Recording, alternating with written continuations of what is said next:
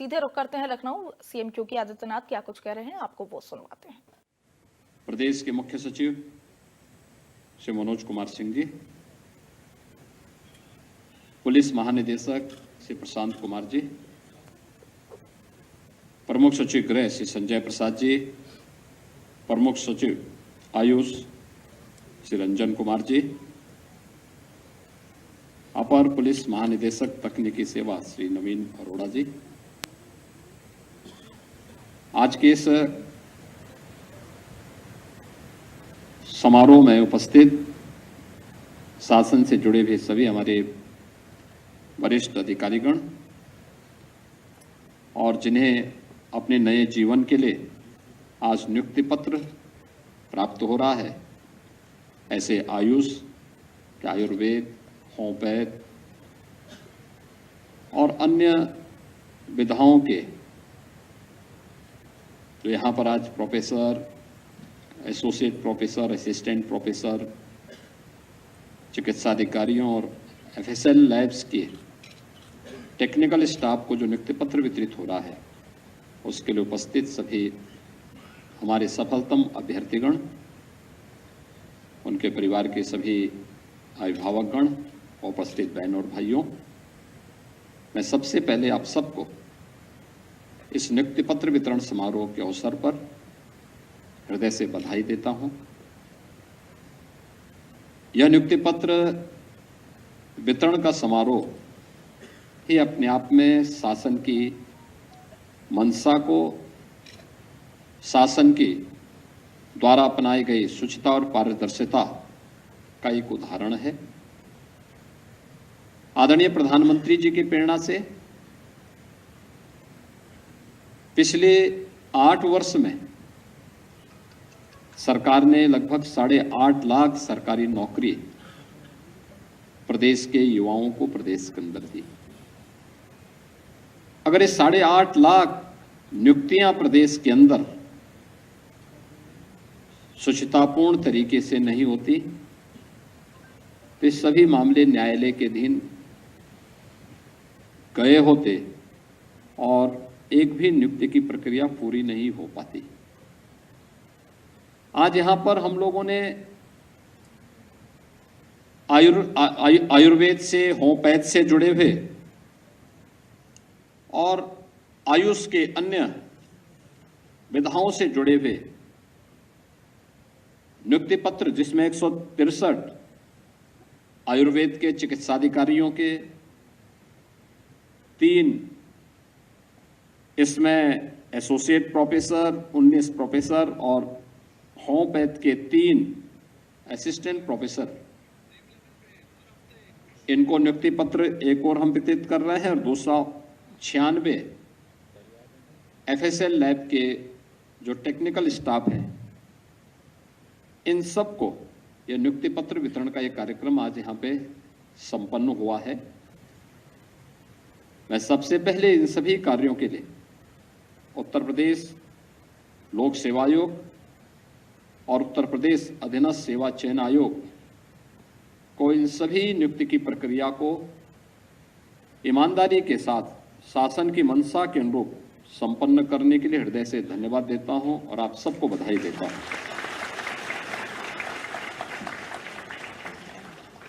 किसी भी युवा के लिए आज के दिन पर शासकीय नौकरी प्राप्त होना,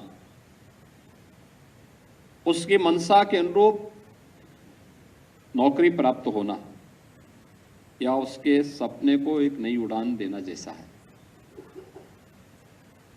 जो सपना उसने देखा था, उसके माता पिता ने देखा था,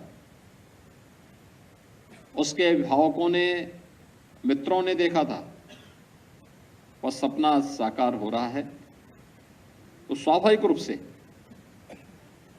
आपके जीवन की आगे की यात्रा उतनी ही सुगमतापूर्वक आगे बढ़ने में यह मदद कर सकती है।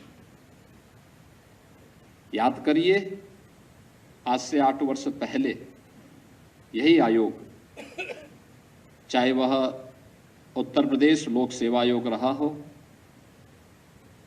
उत्तर प्रदेश अधीनस्थ सेवा चयन आयोग रहे हों, उत्तर प्रदेश पुलिस भर्ती बोर्ड रहा हो, इन सब की स्थिति क्या हुआ करती थी? इनकी कार्य पद्धति पर व्यापक प्रश्न खड़े हुए थे।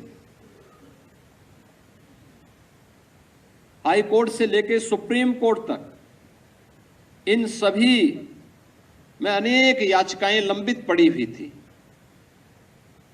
और माननीय न्यायालय ने भी तत्कालीन सरकार और आयोगों की कार्य पद्धति पर गंभीर प्रश्न खड़े किए थे। पिछले 8 वर्ष में हम लोगों ने 1,56,000 पुलिस कार्मिकों को पुलिस सेवा में लिया है और 60,200 की भर्ती की प्रक्रिया भी संपन्न करते हुए उन्हें ट्रेनिंग के लिए जाने की उनकी तैयारी हो रही है। यानी इतने बड़े पैमाने में केवल पुलिस में ही भर्ती हुई है और जितनी पुलिस में भर्ती हुई है उतने ही हम लोगों ने शिक्षक भी बनाए हैं प्रदेश के अंदर। इसी दौरान अन्य सभी विभागों में नियुक्ति की प्रक्रिया को इसी तत्परता के साथ आगे बढ़ाने का कार्य हुआ है और आज उसी का परिणाम है कि जब अच्छे और प्रशिक्षित दक्ष कार्मिक किसी शासकीय सेवा का हिस्सा बनते हैं या किसी प्रतिष्ठान का हिस्सा बनते हैं, किसी भी सेवा का हिस्सा बनते हैं, उसकी कार्य पद्धति में उतनी ही तेजी देखने को भी मिलती है। यह वही प्रदेश था 8 वर्ष पहले जो बीमारू कहा जाता था, क्योंकि उस समय बीमारू राज्य नहीं था, बीमारू तत्कालीन व्यवस्था थी, तत्कालीन सरकारों की कार्य पद्धति बीमार थी और इसलिए वो अनिर्णय का शिकार थी, कोई रिजल्ट नहीं दे पाती थी। समाज का हर तबका उससे तबाह रहता था। आज सरकार की कार्य पद्धति जिस तत्परता के साथ निर्णय लेने की है, जितनी शुचितापूर्ण, पारदर्शितापूर्ण और ईमानदारी पूर्वक उसे लागू करने की है, उसके परिणाम भी उतनी ही ईमानदारी से, उतनी ही तत्परता के साथ, उतनी शुचितापूर्ण और पारदर्शी तरीके से उसके परिणाम भी हम सबको देखने को मिलते हैं।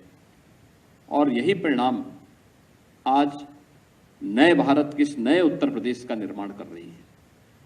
ये नए भारत का नया उत्तर प्रदेश जो आज स्वयं बीमार नहीं है और देश के विकास में भी बैरियर नहीं बना है, बल्कि भारत की इकोनॉमी को, भारत की अर्थव्यवस्था को एक ग्रोथ इंजन के रूप में सपोर्ट करने को अपने आप को तैयार कर रही है। और यही तो प्रधानमंत्री मोदी जी की मंशा थी कि उत्तर प्रदेश देश की आबादी का सबसे बड़ा राज्य है। उत्तर प्रदेश देश के विकास में एक सहायक के रूप में खड़ा हो। और मुझे बताते हुए प्रसन्नता है कि हर एक क्षेत्र में उत्तर प्रदेश ने इन 8 वर्षों में जो सफलता प्राप्त की है, उन अच्छे कर्मचारियों की नियुक्ति, जो कर्मचारी पहले, जो अधिकारी और कर्मचारी पहले से थे, उनकी कैपेसिटी बिल्डिंग के माध्यम से उन्हें आगे बढ़ा करके, प्रोत्साहन दे करके आज जो परिणाम हमारे सामने है, आज हर एक क्षेत्र में उत्तर प्रदेश आगे बढ़ता हुआ दिखाई दे रहा है। महाकुंभ की सफलता, जिस भी विभाग के कार्मिक वहां तैनात थे, जो भी आया देश और दुनिया से, सबने उसकी तारीफ की, सबने कहा कि बहुत अच्छा था। और केवल एक उसके लिए नहीं, स्वाभाविक रूप से पब्लिक का संवाद, आम जन जिन सेवाओं के साथ जुड़ा हुआ है वो उसकी तारीफ करेगा। लेकिन जिस क्षेत्र में जाते थे, जैसे ही वह कुंभ के क्षेत्र में पहुंचता था, सफाई उसको अच्छी दिखती थी, पुलिस का व्यवहार अच्छा दिखता था, पेंटोन ब्रिज उसको अच्छे लगते थे, चेकआउट प्लेट की व्यवस्था उसको व्यवस्थित लगती थी, संगम में पर्याप्त जल की उपलब्धता उसको अच्छी लगती थी, कॉरिडोर का निर्माण उसे अच्छा लगता था, एक स्वतः स्फूर्त भाव के साथ अनुशासन उसे अच्छा लगता था। और ये विभाग तो अलग अलग थे, सभी विभाग अलग अलग कार्य कर रहे थे, लेकिन उस पूरे विभाग की मॉनिटरिंग एक जगह से होती थी। और यही टीम वर्क जब एक साथ कार्य करता है तो महाकुंभ जैसी सफलता को हमें प्रदान करता है। और यही प्रयागराज के अंदर हम सब ने देखा है।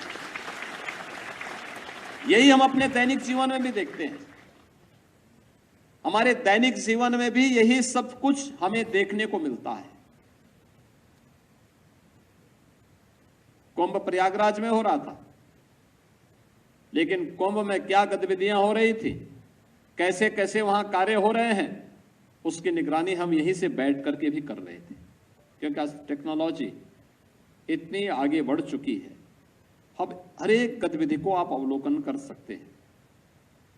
और हम लोग एक एक गतिविधि को देखते थे, फिर यहां से बताते भी थे कि देखो यहां पे ये चीजें हैं, यहां पे ये चीजें हैं।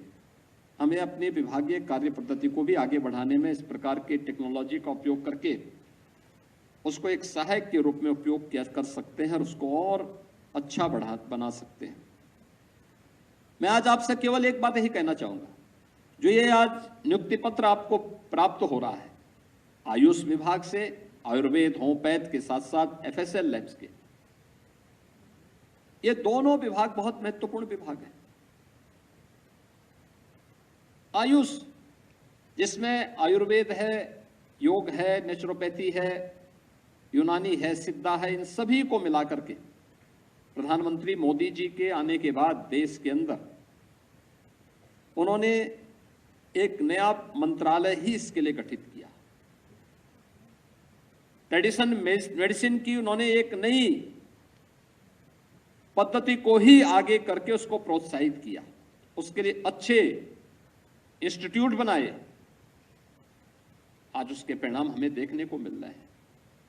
याद करिए, पहले योग कोई व्यक्ति करता था तो लोग उससे घबराने लगते थे, लेकिन आज दुनिया के 193 देश विश्व योग दिवस के साथ भारत के साथ जुड़ते हैं। ये भारत की ट्रेडिशनल परंपरा के साथ दुनिया के मन में आई हुई श्रद्धा का एक नया भाव है। हम जब स्वयं अपने कार्यों के प्रति और अपनी उपलब्धियों और अपनी विरासत पर गौरव की अनुभूति नहीं करते, जब हम स्वयं अपनी विरासत को कोसेंगे तो दुनिया हमारे पीछे क्यों जाएगी? दुनिया तो फिर ये चाहती ही है कि वो अभी हमें कोसे, और यही होता था। पहले भारत की विरासत को कोसना कुछ लोगों के लिए ये गौरव की बात हुआ करती थी, लेकिन आज भारत की विरासत को जैसे ही मान्यता प्राप्त हुई, जैसे ही मोदी जी ने उसको आगे बढ़ाने का कार्य किया, योग की विधा के साथ दुनिया जुड़ रही है और महाकुंभ के आयोजन के साथ दुनिया जुड़ने के लिए आतुर दिखाई दे रही थी। यानी दुनिया का कोई ऐसा क्षेत्र, कोई ऐसा देश नहीं रहा होगा जिसने महाकुंभ में आने के लिए रुचि न दिखाई हो।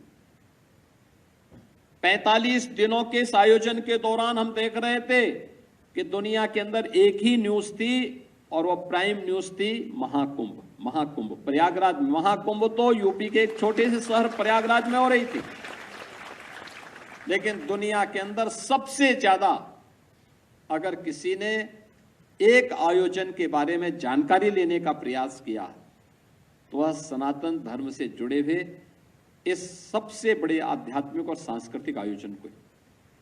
यानी ये चीजें क्या दिखाती है?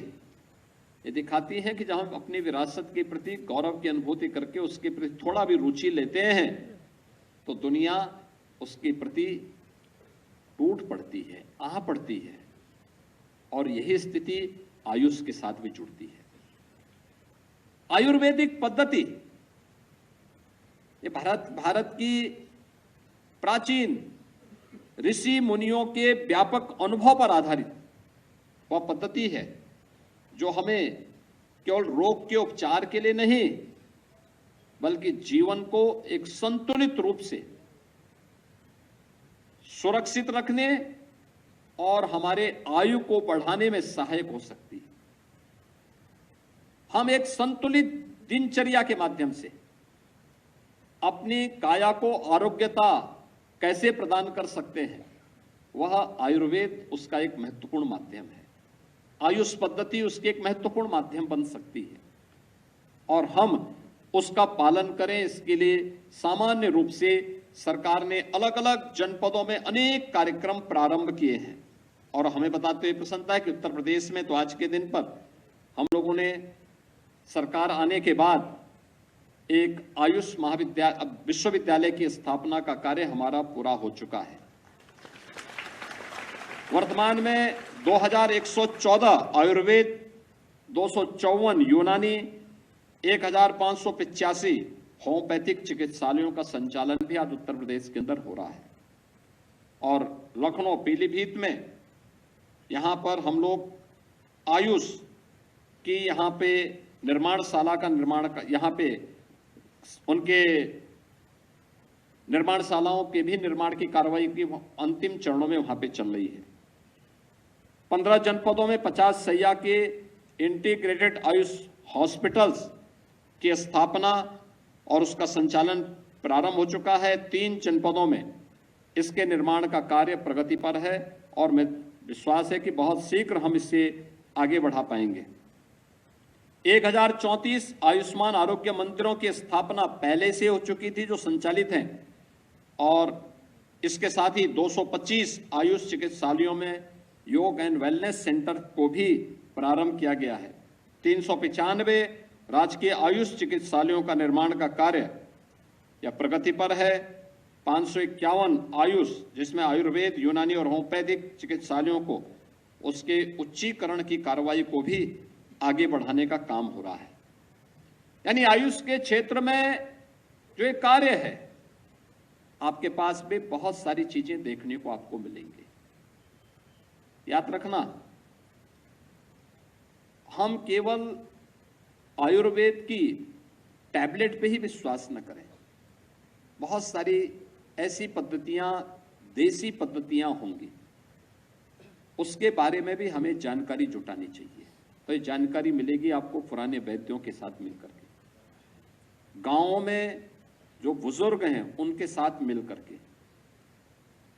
जिसको हम दादी के नुस्खे के रूप में बोलते थे, या गांव के किसी बुजुर्ग के द्वारा समय समय पर इस प्रकार की उपचार की पद्धति वहां पर अपनाई जाती थी। उसके पीछे कुछ तो रहा होगा।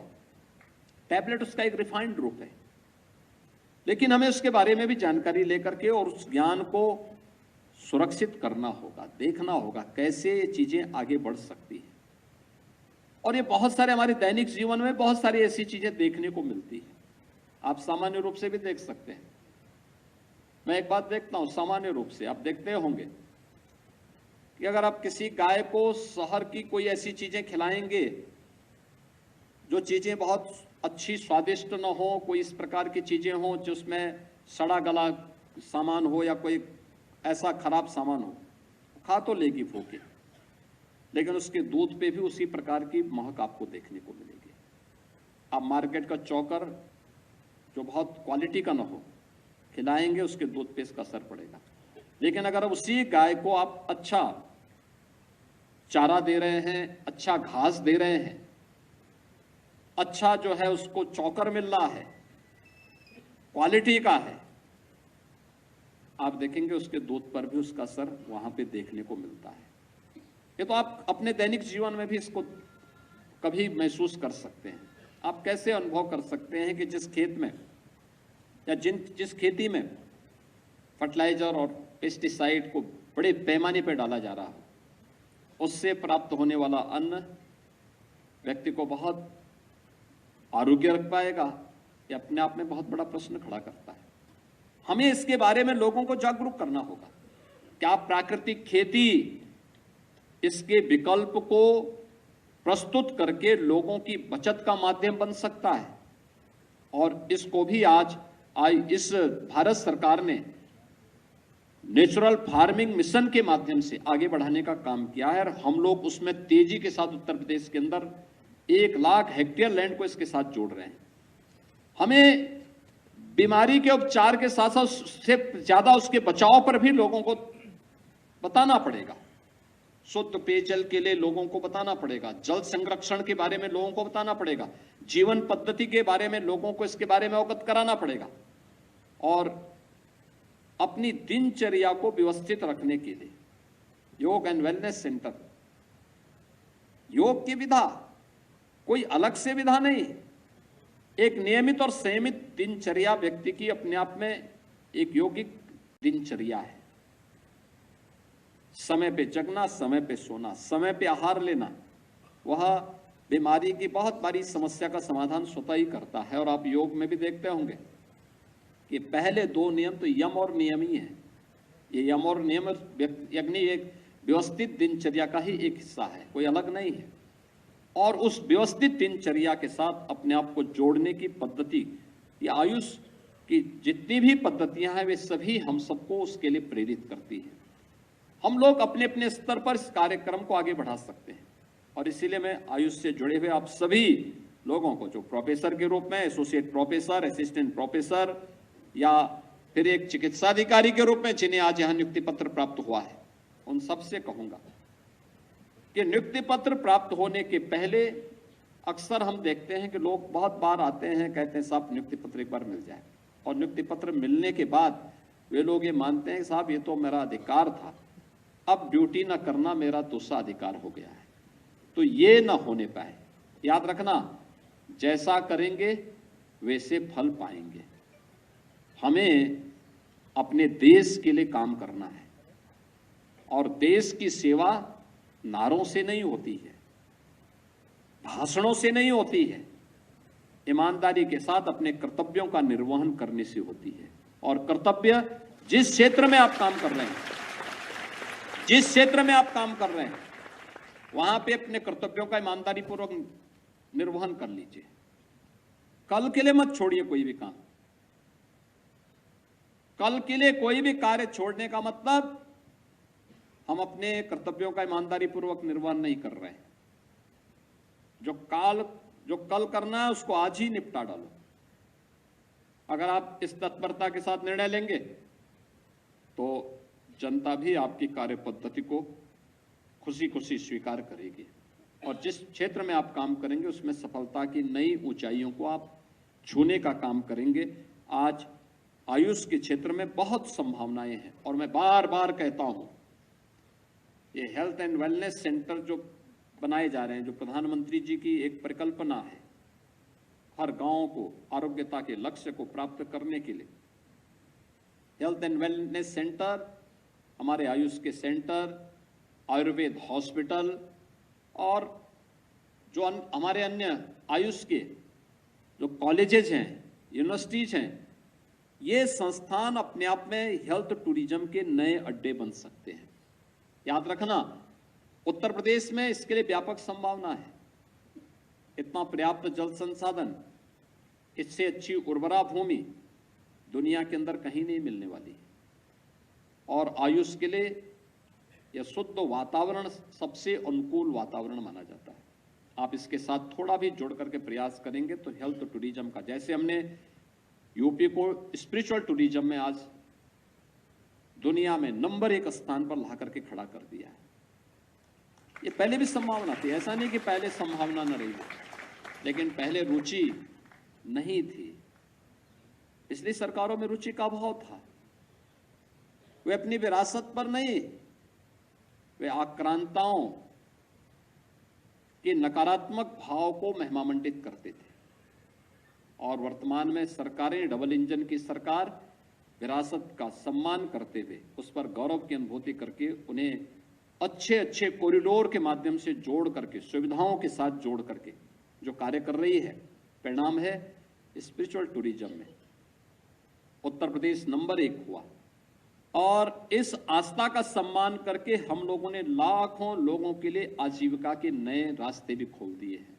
आज इसी आस्था का सम्मान करके आजीविका की जो व्यापक संभावना उत्तर प्रदेश के अंदर बनी है, महाकुंभ उसका उदाहरण बना है। काशी, अयोध्या, चित्रकूट, गोरखपुर, नैमिषारण्य, मथुरा, वृंदावन, सुखतीर्थ, सभी क्षेत्रों में आज जो लाखों लोगों को नए नए रोजगार के साधन मिले हैं, ये उसका माध्यम बना है। और मेरा मानना है कि इसी को केंद्र में रख करके अगर हम हेल्थ टूरिज्म के आयुष पद्धति के नए केंद्रों को आगे विकसित करेंगे, आयुष में पंचकर्म की विधा को कौन नहीं जाना चाहता। आप जोड़िए ना, लंबी लाइन आपके यहां दिखेगी। योग के कार्यक्रमों को आप देख सकते हैं, कितनी रुचि के साथ लोग उसमें भाग लेने का प्रयास करते हैं। अलग अलग सेंटर आप स्थापित करिए, एक बड़ी संख्या होगी। योगासन के लिए, प्राणायाम के लिए, ध्यान की प्रक्रिया के लिए नई नई विधाएं आप उसमें दे सकते हैं, लेकिन रुचि लेनी पड़ेगी। उस क्षेत्र में आप जाइए। और उसके लिए सबसे पहली बात जो मैंने आपको कही, अक्सर हम देखते हैं आयुष पद्धति से जुड़े हुए लोग, थोड़ा उनके मन में एक हीन भावना होती है तो आयुर्वेद की, इस हीन भावना से को दूर करिए। जैसे हम लोगों ने महाकुंभ के आयोजन के साथ 19 के पहले लोग हमसे पूछते थे, बोलते थे क्या कुंभ का आयोजन करेंगे? कहते हाँ करेंगे। अरे बड़ा पैसा लगेगा। भाई हमने कहा पैसा हमारा लगेगा, तुम्हें परेशानी किस बात की है? हम आयोजन कर रहे हैं, कहा इतने बड़े आयोजन में भीड़ आएगी, कुछ भी हो सकता है। मैंने कहा कुछ भी नहीं होगा, हम लोग करेंगे, कुछ भी नहीं होना है।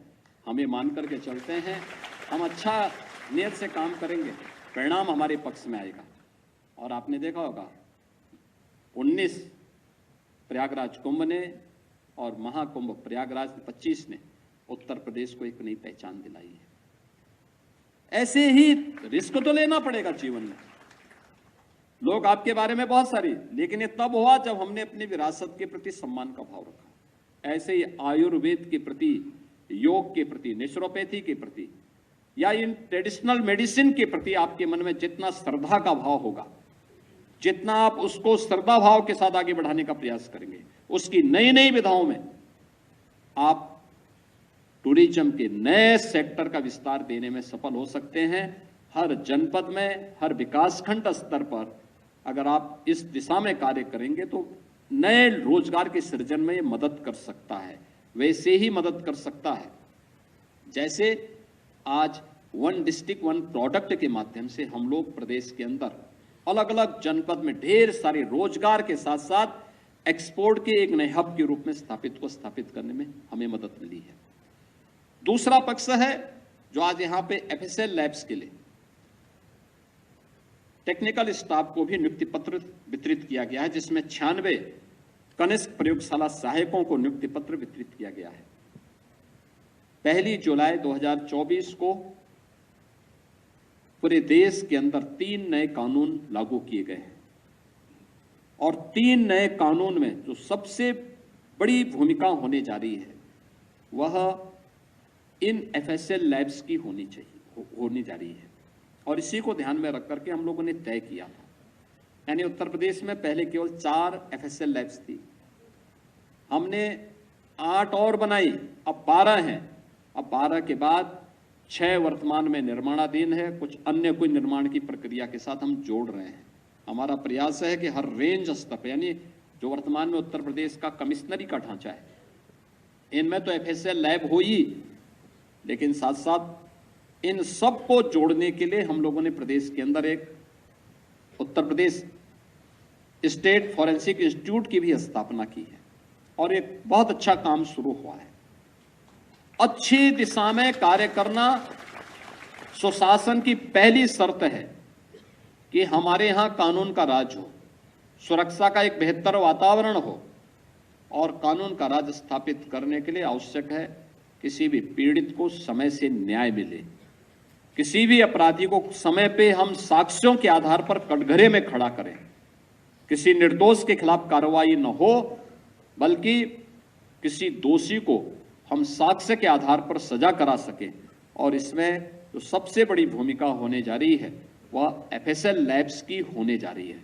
खासतौर पर जो हीनियस क्राइम है, 7 वर्ष से ऊपर की सजा में जहां पर एफएसएल के साक्ष्य आवश्यक है, वहां पे तत्काल इन कार्यक्रमों को आगे बढ़ाने के लिए हम लोगों ने पहले ही तय किया है कि हर एक जनपद में 2-2 हमारे पास मोबाइल ऐसी लैब हों जिनको हम तत्काल घटना स्थल पर भेज सकें। और इसके लिए सरकार के स्तर पर व्यापक तैयारियां चल रही हैं। लेकिन हमारे पास समस्या ये थी कि टेक्निकल स्टाफ का अभाव रहता था। अब तो आपके पास फॉरेंसिक इंस्टीट्यूट भी उत्तर प्रदेश के अंदर आ चुका है, यहाँ पे डिप्लोमा भी और डिग्री के भी अनेक कोर्सेज प्रारंभ हुए हैं। तो यह एक नया माध्यम है।